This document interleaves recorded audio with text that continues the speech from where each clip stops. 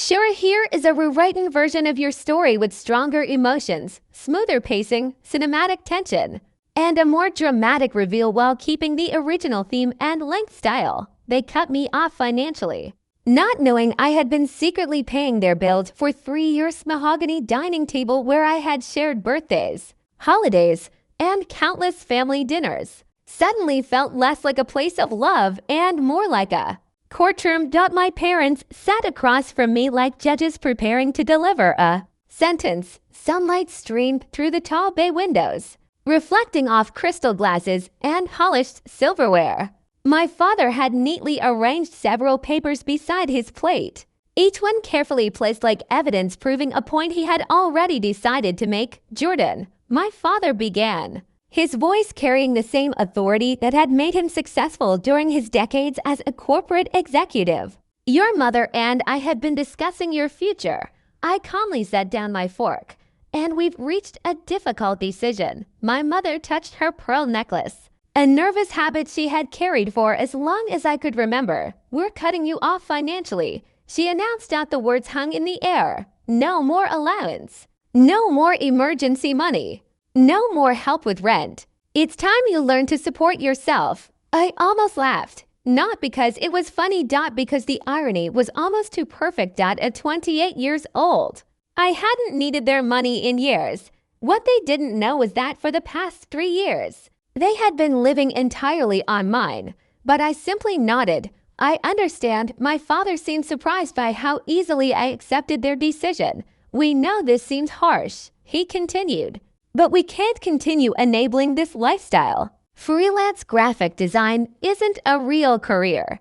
You need stability, a company, benefits, a retirement plan." I took a sip of my wine to hide my amusement. My freelance graphic design was actually Walsh Creative Agency, a company with 43 employees, offices in 3 cities, and $15 million in yearly revenue. But my parents never cared to ask what I actually did. To them, success meant a corner office, a suit, and a corporate title. Creativity didn't count. Entrepreneurship didn't count. Anything they didn't understand automatically became a hobby.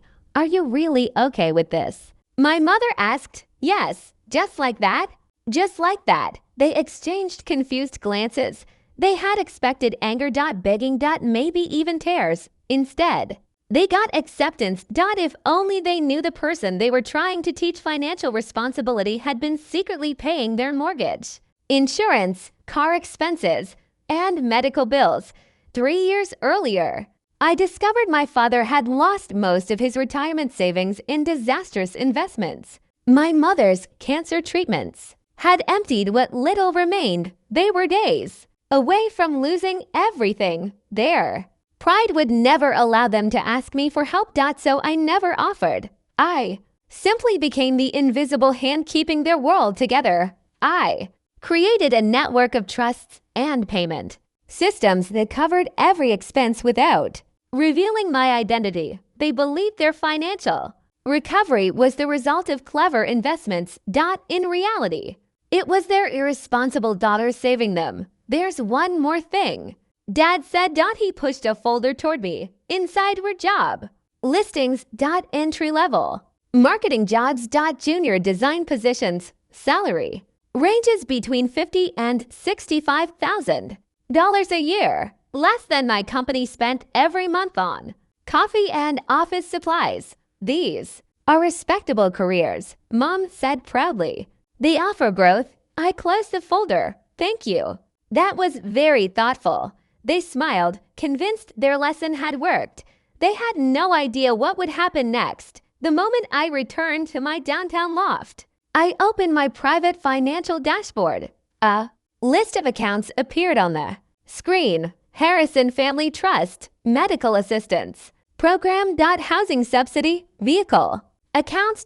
Everything connected to my parents. My finger hovered over the keyboard. I wasn't acting out of revenge. I was giving them exactly what they wanted. Independence. I typed a message to my financial advisor. "Terminate all financial assistance programs connected to the Harrison family effective immediately." The reply came less than 2 minutes. Later confirmed that I made another call. Jordan Walsh speaking. Good afternoon. Mr. Walsh, I need to cancel the housing assistance for the residents at 1247 Oakwood Drive. There was a brief silence. The tenants have received support for 3 years, sir. Are you certain?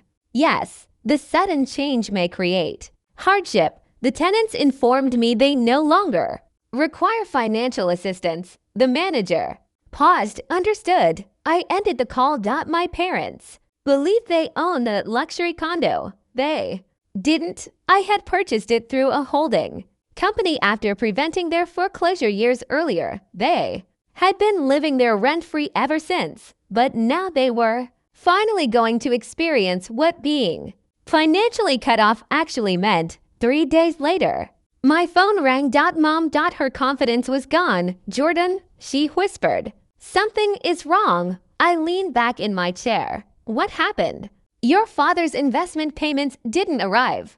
I looked at my computer. Of course they hadn't, because they had never existed. Those payments had come from me all along. We don't understand, she said.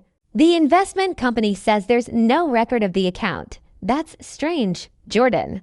Without that money, we can't pay anything. The same woman who had told me to learn independence was now asking me for help. Could you loan us some money? I remained quiet. Mom, 3 days ago you said I needed to stand on my own. This is different. How? Because we're family. I smiled sadly. I was family 3 days ago too. Silence. Then she cried. And for the first time in years, my parents finally understood what it felt like to have the ground disappear beneath their feet. But despite everything, I still loved them. I had never wanted them to suffer. I only wanted them to see the truth. A few days later, I sat across from them again at the same dining table where they had judged me. This time, the roles were reversed. I opened my laptop. Your investment account doesn't exist. Dad frowned. What do you mean? It was never real. His face lost all color. I opened my company records, millions in revenue, hundreds of clients, thousands of transactions. Then I showed them 3 years of payments. Every mortgage bill, every medical expense, every insurance payment. Every dollar. Jordan. My mother whispered. Double quotes. Yes, you've been paying for all of this for 3 years.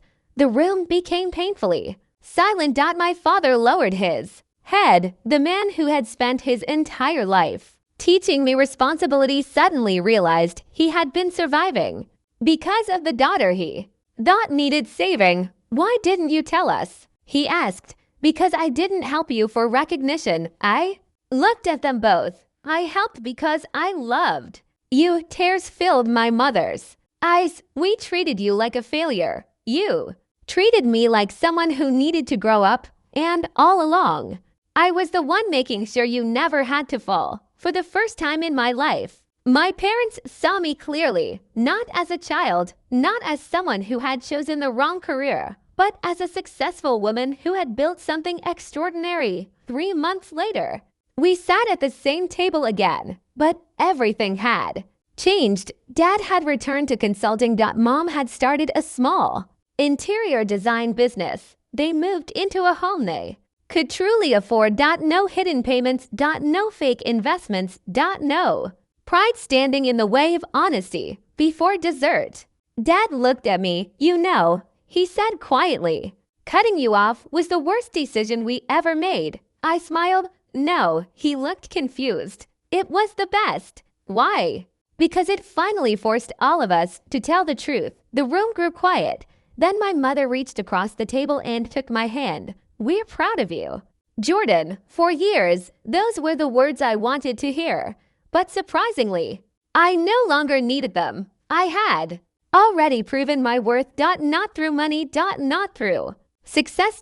But through kindness. Because real wealth isn't measured by what you own. It's measured by what you're willing to give to the people who once underestimated you. And sometimes, the person everyone thinks needs saving is the one who has been saving everyone else all along.